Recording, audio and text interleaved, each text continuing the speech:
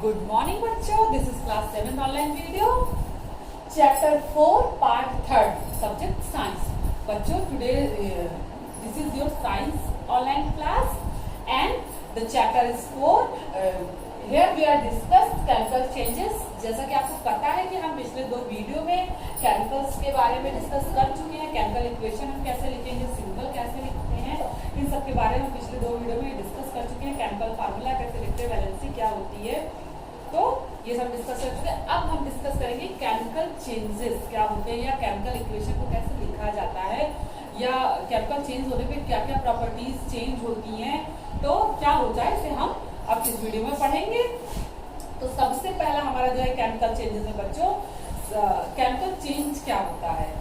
Chemical change is known as chemical reaction. हम chemical change को ही केमिकल रिएक्शन कहते हैं, क्योंकि जब 2 सब्सटेंस आपस में इंटरैक्ट करेंगे तो वो आपस में आपको पता है कि जो हमारे केमिकल्स होते हैं उनमें बैलेंसी होती है, उनमें इलेक्ट्रॉन देने लेने की क्षमता होती है।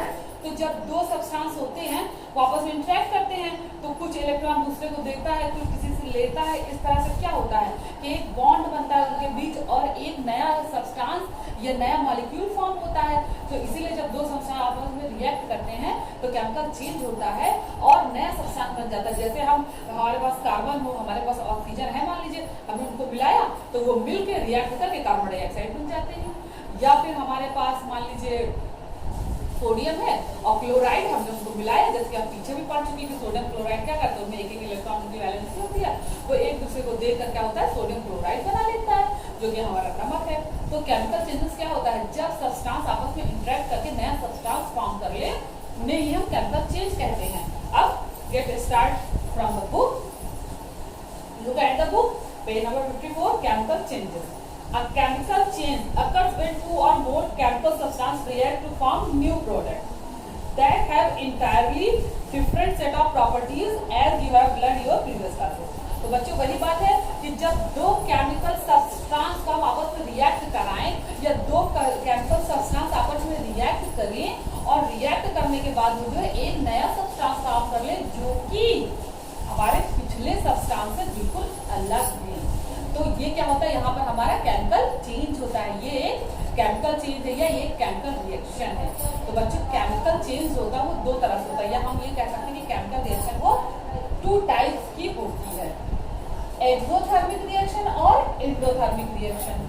तो इसमें क्या होता है, रिएक्शन तो मतलब रिएक्शन की प्रोसेसिंग तो एक ही होगी, केमिकल सब्सटेंस केमिकली रिएक्ट करेंगे और नया सब्सटेंस फॉर्म करेंगे। लेकिन हमने इनको एक्सोथर्मिक और एंडोथर्मिक में क्यों बांटा है, या हमारे साइंटिस्ट ने इनको एक्सोथर्मिक एंडोथर्मिक में क्यों बांटा है, क्योंकि कुछ केमिकल सब्सटेंस क्या होता है जब वो अकर होते हैं या कुछ केमिकल सब्सटेंस जब आपस में रिएक्ट करते हैं तो क्या होता है कि हीट जो है एक्सपोज होती है, उस रिएक्शन में हीट निकलती है। और कुछ सब्सटेंस जब आपस में रिएक्ट करते हैं तो हीट क्या होती है, कंजर्व होती है, हीट जो है उनको वो लेती है। तो इसी के आधार पे हमने जो है केमिकल रिएक्शन को या केमिकल चेंजेस को 2 भागों में बांटा है। सबसे पहले एक्सोथर्मिक रिएक्शन। तो देखिए यहाँ पर हमारा कार्बन और ऑक्सीजन का जो रिएक्शन हो रहा है, जब कार्बन और ऑक्सीजन आपस में रिएक्ट करते हैं तो कार्बन डाइऑक्साइड बनता है और हमारा हीट जो है वो निकलता है। ये एरो ये दर्शाता है कि हीट निकल रहा है, या इसे हम इस तरह भी लिख सकते हैं, या तो हम इसे ऐसे भी लिख सकते हैं, या हम इसे इस तरह भी लिख सकते हैं, CO2 प्लस हीट। आपकी बुक में ये एग्जांपल दिया हुआ है कि कार्बन और ऑक्सीजन जब रिएक्ट करते हैं तो कार्बन डाइऑक्साइड बनता है और हीट निकलता है, ठीक है।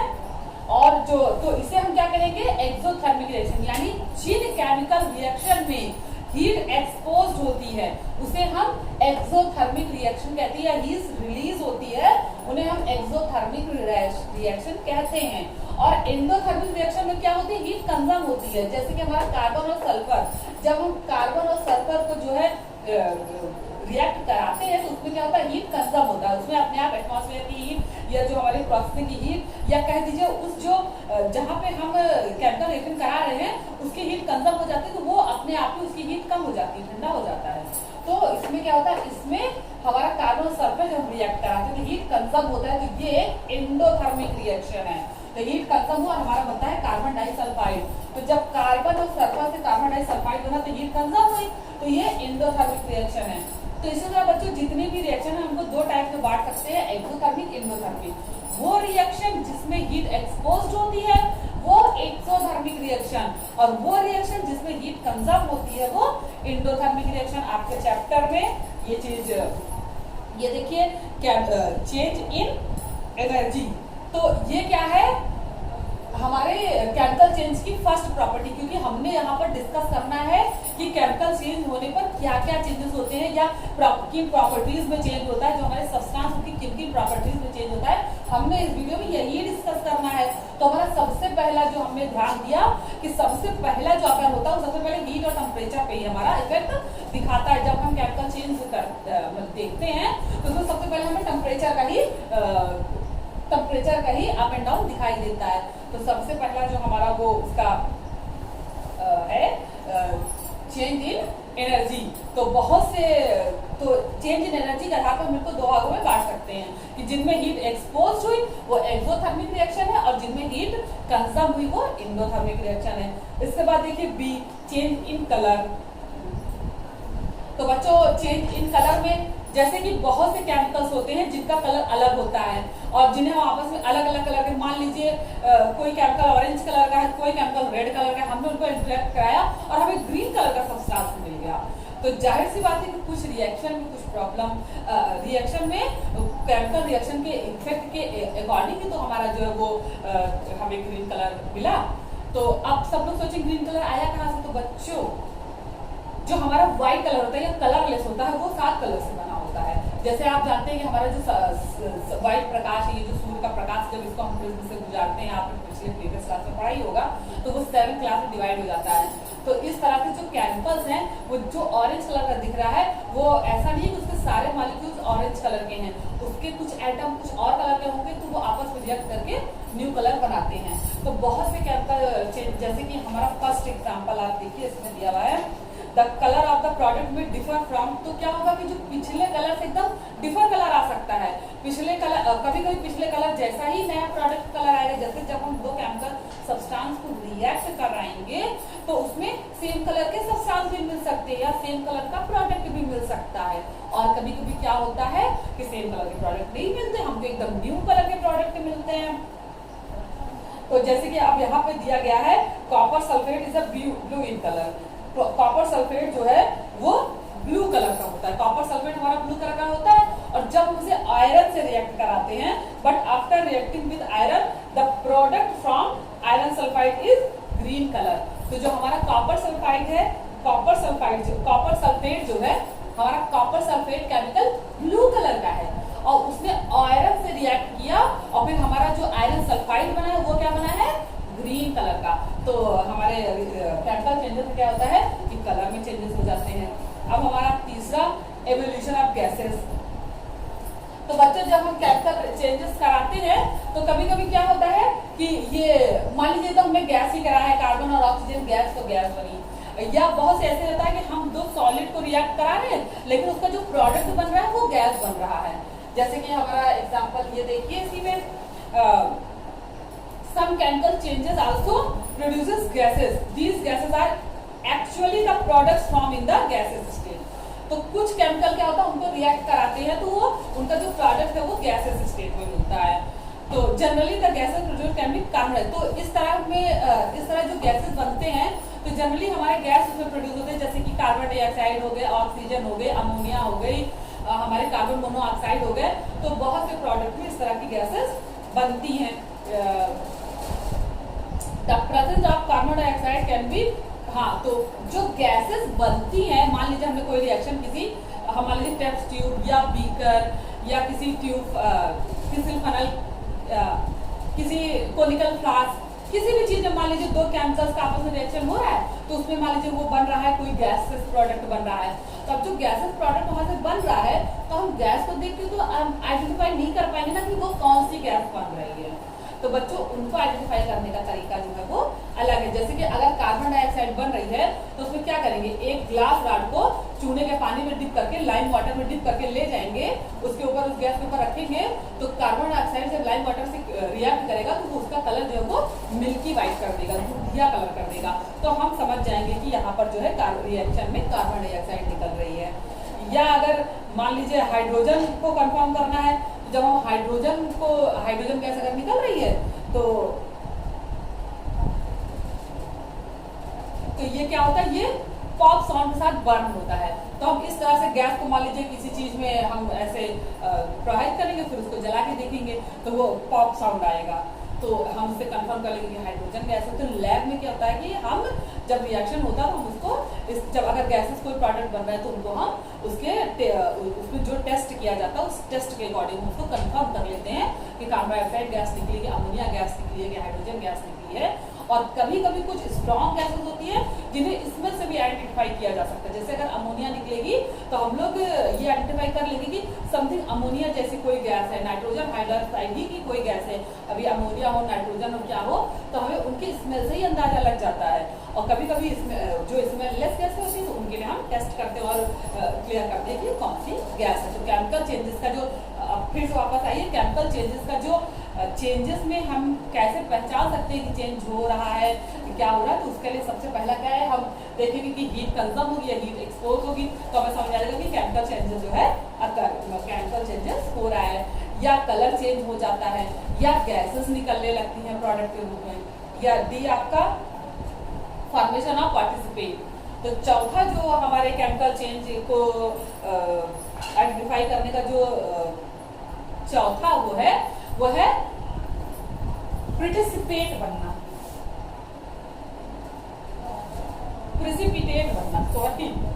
प्रिसिपिटेट बनना। बच्चों कभी कभी जब केमिकल रिएक्शन होती है तो उसमें कुछ सब्सटेंस जो है वो उस लिक्विड में इनसॉल्युबल हो जाते हैं और लिक्विड के ऊपर तैरने लगते हैं, उसे हम प्रिसिपिटेट कहते हैं, पीपीटी कहते हैं शॉर्ट फॉर्म में, या हिंदी में कहते हैं अवक्षेप। अब इसका आप एग्जाम्पल अपने घरों में देख सकते हैं, कभी या आप इसका एग्जाम्पल खुद भी कर सकते हैं कि आप कभी ऐसा करिए कि जो हमारा दाल है, क्योंकि दाल में जो होता है, दाल के ऊपर जो हमारा यूरिक एसिड पाया, दाल में यूरिक एसिड, दाल के जो प्रोटीन होते हैं वो ऑक्सीजन साथ क्रिया करके यूरिक एसिड बना सकते हैं विशेष परिस्थिति में। तो हम क्या करते हैं, दाल जो हमारी दाल होती है, सिंपल दाल, आप उसको वाटर के साथ मिक्स करेंगे और उसको जब हम बॉयल करेंगे, जब हम उसको बॉयल करते हैं तो आप देखते हैं ऊपर व्हाइट कलर का प्रिसिपिटेट बन जाता है, आपको व्हाइट कलर का अवक्षेप, बुलबुले टाइप का, आपको बबल्स टाइप के आपको एक सब्सटेंस दिखाई देगा। तो बच्चों ये प्रिसिपिटेट है, वो इनसॉल्युबल ऑर्गन्स है जो वाटर में पूरी तरह सॉल्व नहीं हो पाए, दाल के साथ वो मिक्स थे और जब वो वाटर के साथ रिएक्ट किए तो प्रिसिपिटेट के रूप में ऊपर तैरने लगे। तब हमको पता चला कि यहाँ पे भी कोई केमिकल चेंज हुआ है जिससे प्रिसिपिटेट मिला। ठीक है, तो देखो, in some chemical changes the product separates from the solution and from a different mass layer. तो कुछ केमिकल चेंजेस में क्या होता है कि लिक्विड के ऊपर डिफरेंट मास और एक लेयरिंग का जो है एक प्रोडक्ट दिखाई देता है जिसे हम प्रिसिपिटेट कहते हैं। तो केमिकल चेंजेस क्या होगा, सबसे पहले केमिकल चेंजेस में हीट कंजम्स होगा या एक्सपोज होगा, दूसरा उसका कलर चेंज हो सकता है, तीसरा उसमें गैसेस फॉर्म हो सकती है प्रोडक्ट के रूप में, और चौथा क्या होगा, उसमें प्रिसिपिटेट बनेगा। ठीक है, प्रिसिपिटेट यानी अवक्षेप बनेगा। तो बच्चों ये चार हमारे जो है केमिकल चेंजेस की पहचान है कि यहाँ पर केमिकल चेंजेस, जब केमिकल चेंजेस होगा तो ये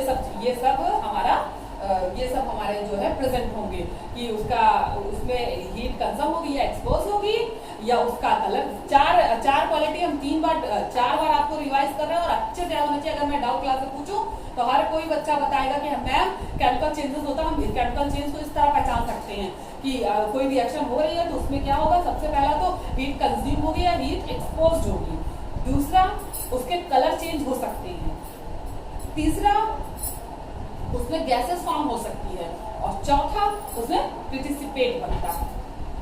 ठीक है, अब हम बात करेंगे रस्टिंग की। तो बच्चों रस्टिंग क्या चीज है,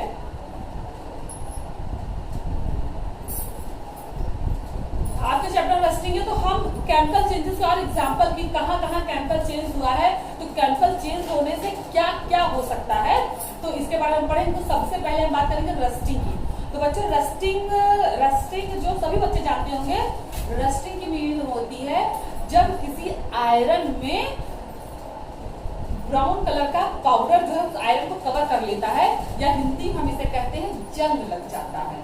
तो जब लोहे में जंग लग जाता है तो यह प्रोसेस रस्टिंग कहलाती है।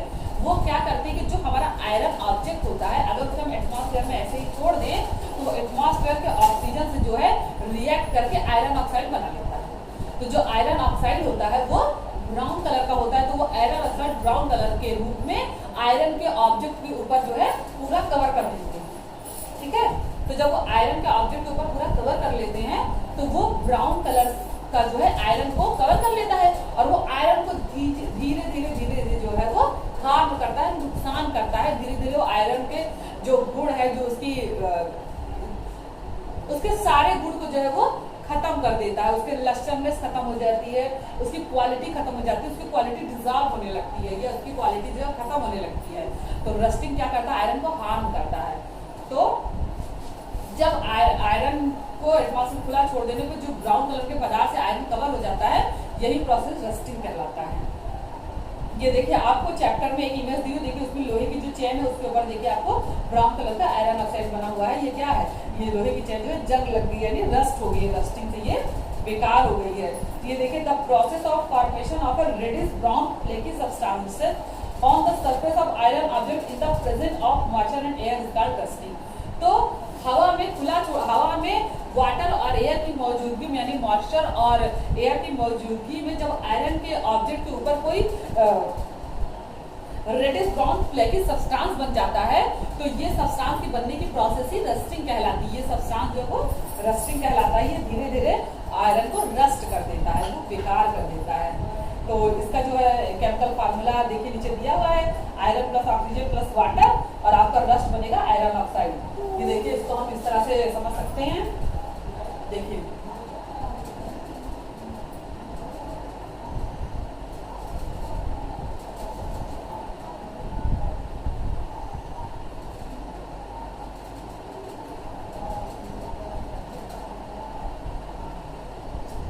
देखिए बच्चों, तो ये हमें क्या है, आयरन ऑक्सीजन और हाइड्रोजन से हमारा बन गया iron oxide.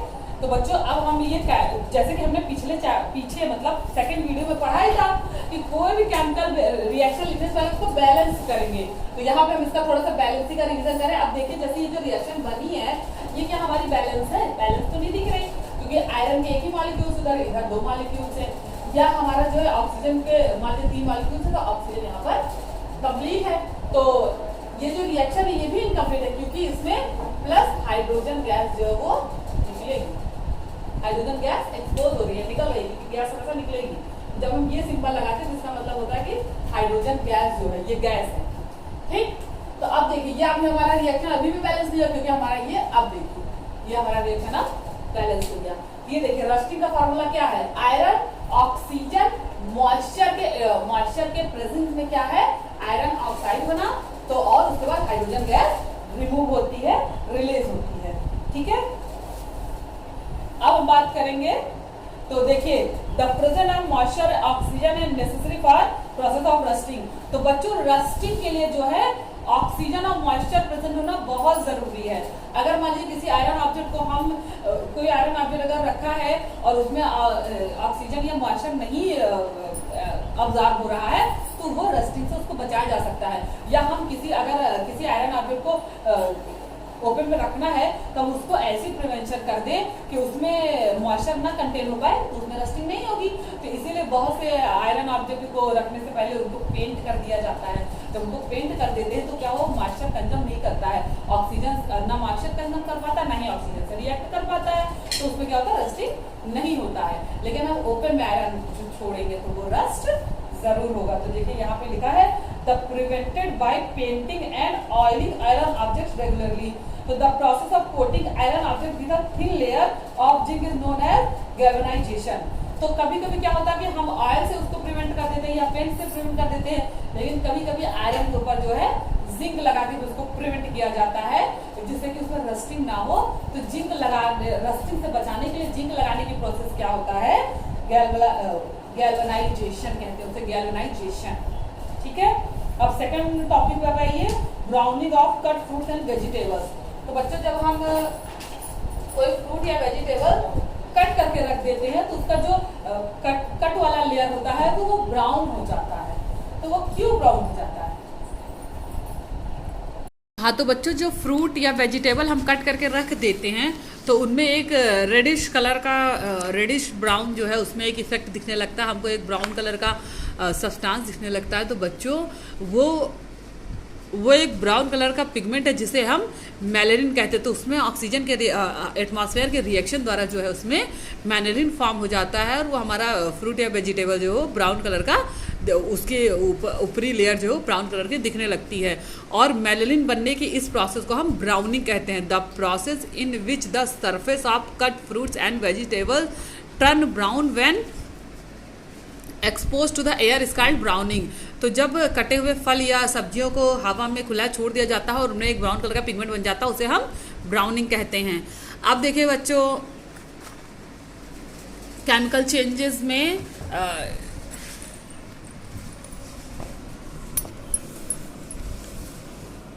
Reaction between vinegar and baking soda, ये भी एक केमिकल चेंज है। तो इसमें क्या बनता है, क्या होता है, इनके बारे में हम पढ़ेंगे।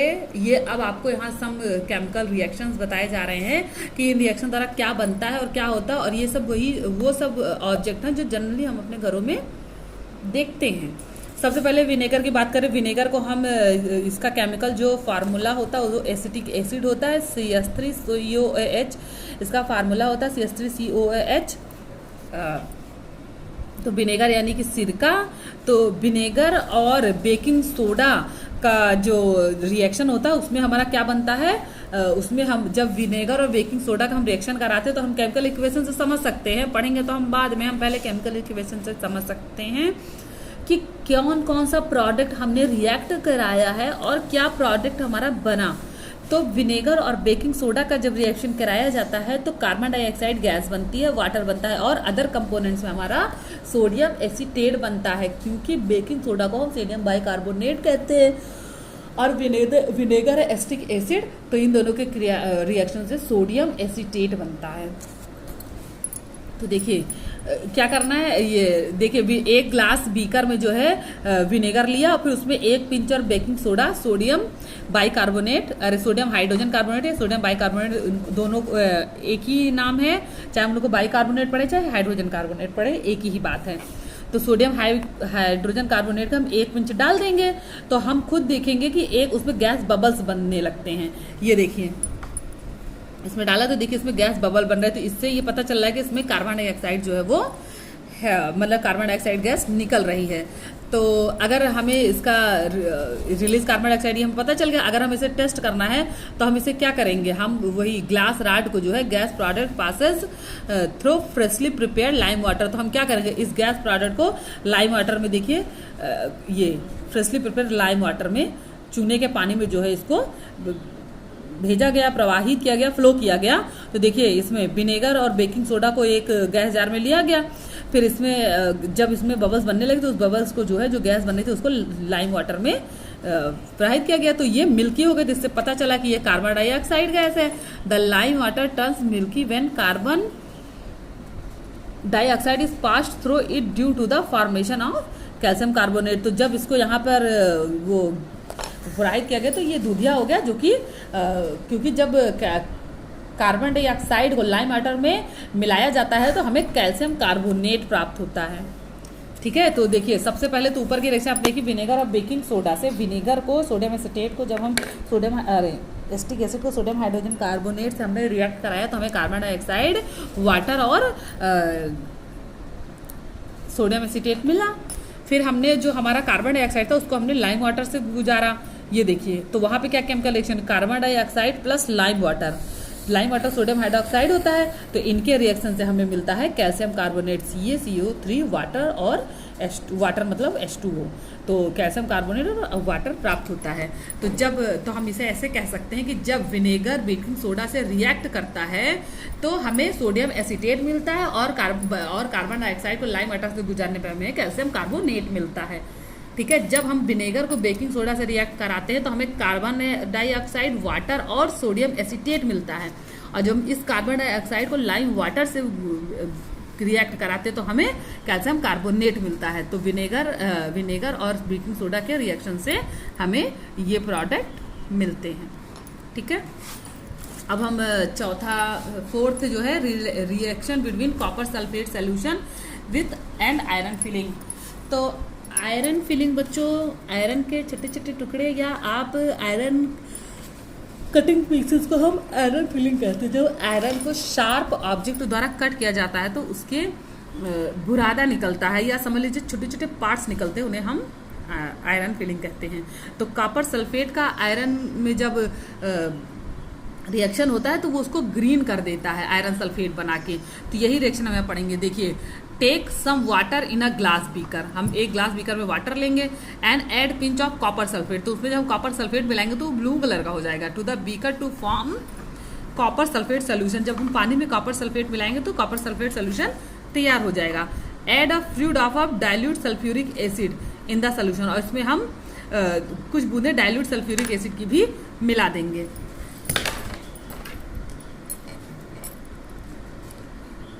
टिल इट टर्न्स ब्लू, तो जब हम कॉपर सल्फेट मिलाए और जब हमने सल्फ्यूरिक एसिड मिलाया तो ये कॉपर सल्फेट बन गया, अरे कॉपर सल्फाइड बन गया, और ये जो है ब्लू कलर का हो गया। अब drop an iron nail into the copper sulphate, तो आयरन की जो कटिंग है उसको इसमें डालेंगे। तो आफ्टर सम टाइम हम देखते, यू विल नोटिस, या हम देखते हैं that the blue colour of copper sulphide solution turns green due to the form iron sulphate. तो जब कॉपर सल्फेट सोल्यूशन में हमने आयरन फिलिंग मिलाया तो आयरन सल्फेट मिल के वो ग्रीन कलर का हो गया। ये देखिए, आयरन प्लस कॉपर सल्फेट, तो कॉपर सल्फेट ब्लू कलर का था, तो जब उसको हमने आयरन से उसने रिएक्ट किया तो आयरन सल्फाइड ग्रीन कलर का हो गया और कॉपर रिलीज हो गया। ये देखिए, इसमें देखिए ये दिखा रहा है आयरन नेल डाला गया। आयरन नेल में आप ये इसमें तो कील डाल दिया है, आप आयरन फिलिंग में आयरन के छोटे छोटे पार्ट्स कुछ भी यूज कर सकते हैं, आयरन की कीलें, आयरन के टुकड़े कुछ भी यूज कर सकते हैं। तो ये देखिए इस तरह से रिएक्ट होगी, ये इस तरह से बन जाता है। ठीक है, तो अब आप देखिए यहाँ पर आपको एक्टिविटी जो दिया हुआ है, एक्टिविटी फर्स्ट में, इसमें क्या है कि हमें चेंज ऑब्जर्व करना है। कि जैसे ये हमारी एक्टिविटी यहाँ पे दी है, हमें जितने भी मटेरियल ऊपर लिखे हम इन सारे मटेरियल को इकट्ठा कर लेंगे। और एक्टिविटी में देखिए क्या क्या मटेरियल हमें जरूरत हो सकती है, तो ऊपर लिखा है, लेकिन हम क्या, बर्निंग ऑफ पेपर, जब हम पेपर को जलाते हैं तो उसके कलर में किस प्रकार का चेंज आता है। अगर ये एक्टिविटी करने के लिए हमें क्या करना है, तो सभी बच्चे ये एक्टिविटी करेंगे नहीं, आप लोग इसे नहीं कर पाएंगे क्योंकि इसमें जो केमिकल्स की ज़रूरत है वो हम लोग स्कूल में प्रोवाइड करेंगे तभी हो पाएगा, क्योंकि घर में आप इसको अरेंज नहीं कर पाएंगे। तो ये एक्टिविटी कोई नहीं भरेगा। फिलहाल मैं समझा देती हूँ इसमें करना क्या है। इसमें जैसे हमने पहला ये एक्टिविटी कर सकते, जैसे हम पेपर को जला के उसके कलर में चेंजेस या उसमें कौन सी गैस बन रही है, इसका फॉर्मेशन भी हम चेक नहीं कर पाएंगे क्योंकि हमारे पास ऑब्जेक्ट नहीं है। तो इस एक्टिविटी को हम नहीं करेंगे। इसमें क्या करना है कि जो भी एक्टिविटी हो रही है उसको देखकर हम उसके केमिकल अपीयरेंस में चेंजेस को नोट करेंगे, जैसे कि उसके कलर में कितना चेंज हो रहा है, या कौन सी गैस फॉर्म हो रही है, या प्रेसिपिटेट बन रहा है, या हीट रिलीज हो रही नहीं हो रही है। तो लेकिन इसको आप सभी घर पे नहीं कर सकते, इसलिए कोई नहीं करेगा क्योंकि इसे स्कूल में लैब नहीं कराया जा सकता है। सो इसे कोई नहीं करेगा। चलिए अब नेक्स्ट फिजिकल चेंज के बारे में हम बात करें। तो बच्चों देखो, अभी तक तो हमने केमिकल चेंज पढ़ा, क्योंकि केमिकल चेंज में क्या होता है कि केमिकल सब्सटेंस चेंज हो जाते हैं तो उसका केमिकल उसका मतलब नेचर ही चेंज हो जाता है। और सबसे पहली बात यहाँ आपको मैं बता दूं कि केमिकल चेंज दोबारा हम वापस नहीं ला सकते। कहने का मतलब है कि वो चेंज जिनमें चेंज होने के बाद एक नया प्रोडक्ट बन जाए और दोबारा हम पुराना प्रोडक्ट ना प्राप्त कर सके, वही चेंज केमिकल चेंज है। मतलब केमिकल चेंज में क्या होता है कि जब नया प्रोडक्ट बन जाता है तो उन प्रोडक्ट से हम दोबारा फिर से वापस पहले वाले दोनों प्रोडक्ट नहीं पा सकते हैं। तो ये केमिकल चेंज। और फिजिकल चेंज में क्या होता है कि जब हम कोई चेंज हो उसको वापस दोबारा रिवर्स कर सके, मतलब कि जैसे हमने मान लीजिए कोई चेंज किया तो वापस से पुराना प्रोडक्ट पा सकें। जैसे कि हमने फैन चलाया और फैन को बंद कर दीजिए तो हमें वापस वही चेंज, तो ये फिजिकल चेंज हुआ। या मान लीजिए हमने वुड के टुकड़ों को काटा, फिर हम चाहे तो उसको एक साथ जोड़ दें, तो इस तरह से ये सब फिजिकल चेंज है। तो फिजिकल चेंज में क्या होता है कि जो सब्सटेंस है उसके नेचर, बिहेवियर या उसका जो क्वालिटी वो नहीं बदलता है। और केमिकल चेंज में दो तत्वों के दो सब्सटेंस जो है नया सब्सटेंस फॉर्म हो जाता है। और फिजिकल चेंज में नया सब्सटेंस नहीं फार्म होता है, वो पहले सब्सटेंस जैसा ही नया सब्सटेंस रहता है और उसके नेचर बिहेवियर में कोई चेंज नहीं होता। अब देखिए आप यहाँ पढ़िए physical change, some changes in nature do not produce any new substance but only bring about change in the shape, state, colour, size etcetera. तो वह चेंज जिसमें कोई नया सब्सटेंस फॉर्म नहीं होता, केवल उसका शेप या कलर वगैरह चेंज होता है, तो इसे हम फिजिकल चेंज कहते हैं। और वो सब्सटेंस जिसमें कोई नया सब्सटेंस फॉर्म हो जाता है उसे हम केमिकल चेंज कहते हैं।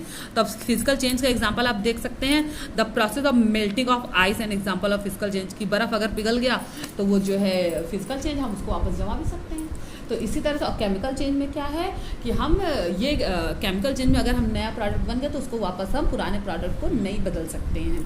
जैसे कि मान लीजिए आपने पेपर को जला दिया तो हमें फिर वो कोयले में बदल गया, जो हमारा पेपर वो कोयले में बदल गया, तो वो एक केमिकल चेंज है, क्योंकि हम वो कोयले से राख से वापस पेपर नहीं बना सकते हैं। तो केमिकल चेंज जब कोई नया सब्सटेंस बन जाए और उसके गुण जो है पुराने सब्सटेंस से बिल्कुल डिफर हो, तो वो एक केमिकल चेंज है। मतलब चेंज जहाँ पर एक नया सब्सटेंस फॉर्म होता है और जिसका जो है नेचर पुराने सब्सटेंस से बिल्कुल नहीं मिलता, तो वो केमिकल चेंज है। और वह चेंज जिसमें कि किसी ऑब्जेक्ट के केवल शेप और साइज में चेंज होता है और उसका जो नेचर है वो पुराने सब्सटेंस से मिलता है, तो उसे फिजिकल चेंज कहते हैं। या आप इस तरह पढ़ सकते हैं, सम चेंजेस इन नेचर, वही बात है, do not produce any new substance, is called physical change.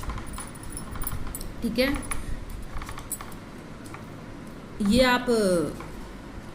ये भी आप नहीं कर पाएंगे एक्टिविटी, तो एक्टिविटी कोई नहीं करेगा। अब क्रिस्टलाइजेशन की बात करें तो बच्चों क्रिस्टलाइजेशन एक बहुत ही इंपॉर्टेंट प्रोसेस है।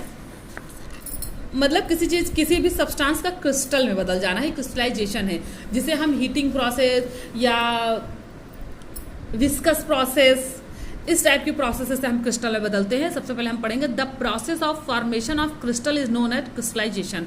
तो क्रिस्टल का फॉर्मेशन, क्रिस्टल के फॉर्मेशन की जो प्रक्रिया है, क्रिस्टल को फॉर्म करने की जो प्रक्रिया है, उसे ही हम क्रिस्टलाइजेशन कहते हैं। तो process of formation of crystal is called crystallisation. The process of crystallisation is an example of physical change. तो बच्चों क्या ये एक फिजिकल चेंज है, क्योंकि इसमें क्या होता है कि जो सब्सटेंस जो पाउडर में रहता है वो क्रिस्टल में बदल जाता है, तो उसके कोई नेचर चेंज नहीं होता, केवल उसका शेप चेंज होता है। तो ये एक फिजिकल चेंज है। और क्रिस्टलाइजेशन का सबसे अच्छा उदाहरण है separation of salt from sea water. तो सी वाटर से नमक को सेपरेट करना ही, या नमक को क्रिस्टलाइज करना ही फिजिकल चेंज है या क्रिस्टलाइजेशन है। ये देखिए separation of salt by crystallisation process. तो इसके लिए क्या करते हैं हम जनरली आपको बताते हैं, वहाँ पर समुद्र के किनारे ऐसे क्यारियाँ बना दी जाती हैं। ये देखिए क्यारियाँ बनाई हैं, तो उसमें जब समुद्र का पानी आता है और जब वो लौटता है, तो जब वो लौटता है तो इन क्यारियों में जो उसके सॉल्ट होते हैं, सोडियम क्लोराइड जो उसके सब्सटेंस होते हैं, वो यहाँ पे फंस जाते हैं। तो उनको फिर इकट्ठा करके सन ड्राई किया जाता है। जब उनको इकट्ठा कर दिया जाता है तो इस तरह से ये नमक के पहाड़ बन जाते हैं। तो फिर जब पानी आता है लहर, तो ये इन पहाड़ों में फंसता है, इन क्यारियों में फंसता है, तो इनको ऐसे ऐसे इकट्ठा करते हैं। जब डेली वहाँ पर इकट्ठा करते हैं, तो ऐसे करते करते ये एक बड़ा बड़ा पहाड़ बन जाता है। फिर इन्हें वहाँ से ग्रैन्युअल्स में भर के उनको प्यूरिफाई किया जाता है और फिर पैक किया करके हमारे घरों तक पहुँचाया जाता है। ये देखिए कैसे है द प्रोसेस। और इसमें क्या है, इवेपोरेशन प्रोसेस लगती है, लेकिन इवेपोरेशन इसमें नेचुरली हो जाता है। सूर्य की धूप से जो सूर्य सन रेज होती है उसी के द्वारा इसमें इवेपोरेट हो जाता है, पानी सूख जाता है और नमक जो है वो क्रिस्टल के रूप में यहाँ मिल जाता है। तो the process of evaporation is used to obtain common salt sodium chloride from sea water which has a large amount of salt dissolve in it. तो समुद्र के पानी में नमक घुला रहता है, तो the salt obtained by the process consist of many impurities such as sand. तो उसमें बहुत सारी सी इम्प्योरिटीज भी रहती हैं, सैंड, मैग्नीशियम क्लोराइड एक्सेट्रा। तो the impure salt can be purified by the crystallisation process. तो जो इम्प्योर सॉल्ट होता है उसको क्रिस्टलाइजेशन द्वारा प्योर किया जाता है। Thus for crystallisation a large amount of salt will dissolve on water. तो जब ये समुद्र से हमें नमक मिल जाता है तो इसको क्या किया जाता है, पहले इसको पानी में घोल दिया जाता है एंड अलाउड टू बॉयल, और फिर इसको बॉयल किया जाता है। तो जब boiled solution is then filtered to separate the insoluble impurities present in the filtrate. तो जब उसको बॉयल करते हैं तो जो इनसॉल्युबल इम्प्योरिटीज होती है वो इवेपोरेट हो जाती है, वो निकल जाती हैं। और उसके जब इसको खूब जलाते रहे तो जब पूरा पानी इवेपोरेट हो जाता है तो लास्ट में बर्तन में नीचे जो है क्रिस्टल के फॉर्म में नमक बच जाता है। तो इसे ही हम क्रिस्टलाइजेशन कहते हैं। हम चाहें तो पहले हम लोग जो है समुद्र का नमक डायरेक्ट आता था उसे यूज़ करते थे, तो उसमें कभी कभी बहुत से जीव जंतु फंस जाते थे, मिट्टी रहती थी, बालू रहता था और उसमें कई हार्मफुल सब्सटेंस भी रहते थे। तो फिर इसीलिए वो नमक हमारी गवर्नमेंट द्वारा या सभी देशों की गवर्नमेंट द्वारा बंद कर दिया गया है। इससे पहले नमक को पहले इंडस्ट्रियल लेवल पे ले जाके इसे प्यूरिफाई किया जाता है, फिर जो शुद्ध नमक होता है उसे पैक करके हमारे घरों में पहुंचाया जाता है। तो उसको पैक करने के लिए जैसे इवेपोरेट होकर नमक तो समुद्र में जम जाता है, फिर इसको क्रिस्टलाइजेशन द्वारा जो है इसको शुद्ध करके और पैकेट करके और फिर इसको जनरल यूज़ के लिए रखा जाता है। तो बच्चों आपका चैप्टर ख़त्म हो गया है। अब आप ये एक्सरसाइज करेंगे। इस एक्सरसाइज में आपको ये सारे एक्सरसाइज आज ही फिल करना है और फिल करके पोस्ट करना। 3 से 8 बजे तक आपका टाइमिंग है पोस्ट करने का, तो आप इसको पोस्ट करेंगे। और ये क्वेश्चन इसको भी आप कोशिश करेंगे, लेकिन अभी इसको फेयर में क्वेश्चन आंसर फेयर में नहीं करेंगे। ये इतना बुक में आप भर के पोस्ट कीजिए, और जब आज जो बच्चे आज कर लेंगे तो वो बहुत अच्छे बच्चे हैं, और बाकी नहीं जो कर पाएंगे, जो हमारे थोड़े वीक बच्चे हैं, तो उनके लिए कल मैं पूरा आंसर पोस्ट करूंगी। तो यहाँ तक का आंसर मैं पोस्ट करूंगी, और ये जो आपका जो डिटेल आंसर है, ये डिटेल आंसर या ये थिंकिंग क्वेश्चन है, ये स्किल मैं अगली वीडियो के साथ पोस्ट करूंगी। फिलहाल आज जो है आज या कल जो है आपका जो पिछले चैप्टर का आपका डिटेल क्वेश्चन रह गया है, आप उसकी जगह जरूर छोड़ दीजिएगा। इसमें जितने भी डिटेल क्वेश्चन करना है आज ही मैं पोस्ट कर दूंगी। जैसे ये चारों क्वेश्चन आपको नहीं करने, इसमें से 2 या 3 ही क्वेश्चन करने हैं, तो ये 2 या 3 क्वेश्चन लिख के मैं कैंपस में अपलोड कर लूँगी। आप चैप्टर 3 में कर लीजिएगा, और हार्ट्स के दोनों क्वेश्चन करने हैं, तो आप इनको कैंपस में कर लीजिएगा, जिसे मैं आज ही कैंपस में अपलोड कर दूंगी। तो आप चैप्टर 3 में ये काम कर लेंगे सभी बच्चे। उसके बाद चैप्टर 4 में आपको आज कॉपी में अभी कुछ नहीं करना है, आपको बुक का इसको भर के और इसको सेंड करना है, केवल बुक यहाँ तक बस। अरे ये तो फॉलोइंग टर्म से ये छोड़ दीजिए, यहाँ तक बुक यहाँ तक भर के आपको फिल करनी है, यानी कि पेज नंबर 60 और पेज नंबर 61 फिल करके आपको पोस्ट करनी है। इसके बाद हम कल इसका आंसर की जब पोस्ट करेंगे तब आप लोग इसको कॉपी में करके और पूरा काम करिएगा। तो good luck for your homework. Thank you.